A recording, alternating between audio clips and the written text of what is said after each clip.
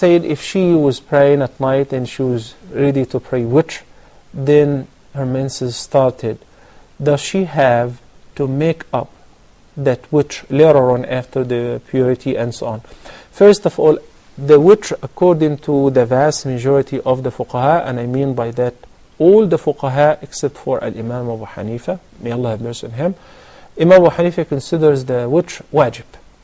The rest of the fuqaha consider it an emphatic sunnah.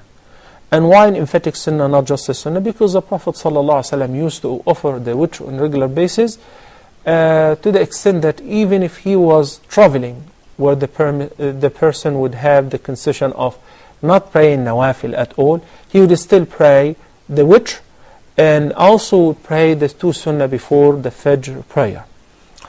And the Prophet ﷺ prescribed if somebody overslept and did not get to pray his word or his regular tahajjud prayer, to pray that during the day, but instead of praying the Witr with odd rak'ah or 3 or 4, it will be even, because the prayers of the day 2 by 2, while for the night prayer it should end up with the Witr, which is an odd number, 1 or 3 or 5, as you all know.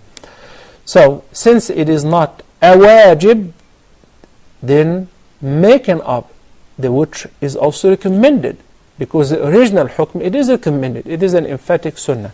Yes, Imam Ahmad ibn Hanbal used to say that a man who does not pray Witr is an evil man, or a man who is deprived from any goodness, but still the Witr isn't a wajib prayer, because the wajib, which means a must, has been prescribed by the Prophet ﷺ when one of the companions, a Bedouin, said to him, inform me about what Allah have ordained upon me as far as the prayer. He said 5 daily prayers, illa an tatawwa. There are only 5 daily prayers.